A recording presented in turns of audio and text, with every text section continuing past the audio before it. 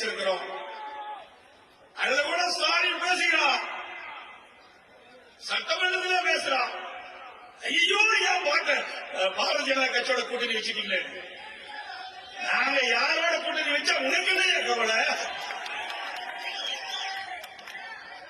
நான் சொன்ன மாதிரி தம்பி சொன்ன மாதிரி பயம் வந்துட்டது, மாவட்டத்தில் சொன்ன மாதிரி பயம் வந்துட்டது ஸ்டாலின் அவர்களுக்கு. அனைத்து இந்திய அண்ணா திராவிட முன்னேற்ற கழகம் பாரதிய ஜனதா கட்சியின் கூட்டணி வைத்தவுடனே ஸ்டாலினால் பொறுக்க முடியவில்லை. கூட்டணி வைக்கின்ற நோக்கம் வாக்குகள் சிதறாம நமக்கு உடைய வேட்பாளர் கிடைக்க வேண்டும். திமுக என்ற தீய சக்தி மக்கள் விரோத அரசை அகற்றப்பட என்பதற்காக நாம் கூட்டணி வைக்கின்றோம்.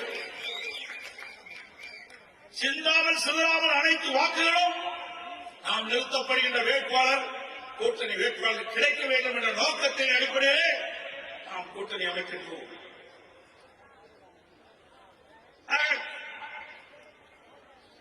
பல பேர் பேசுகின்றார்கள், இன்றைக்கு எதிர்கட்சி வரிசையில் இருக்கின்றவர்கள் பேசுகின்றார்கள். ஆஹா, எடப்பாடி பழனிசாமி பாரதிய ஜனதா கட்சியோட கூட்டணி வச்சிருக்காரு, பாரதிய ஜனதா கட்சி அண்ணா திமுக கபடிகளும் செஞ்சு விடுவோம் என்று. அண்ணா திமுக ஒன்றுதான் என்ற கட்சி, அண்ணா திமுக சுமார் 31 ஆண்டு காலம் தமிழகத்தில் ஆட்சி புரிந்த கட்சி.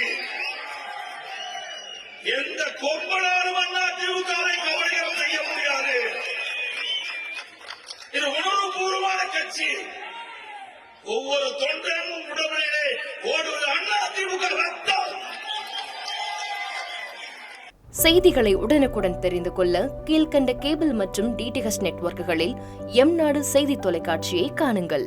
பாதகம் செய்பவரை கண்டால் நாம் பயம் கொள்ளலாகாது பாப்பா. மோதி மிதித்துவிடு பாப்பா, அவர் முகத்தில் உமிழ்ந்துவிடு பாப்பா. அண்மை செய்திகளை உடனுக்குடன் தெரிந்து கொள்ள இணைந்திருங்கள் எம்நாடு தொலைக்காட்சியுடன்.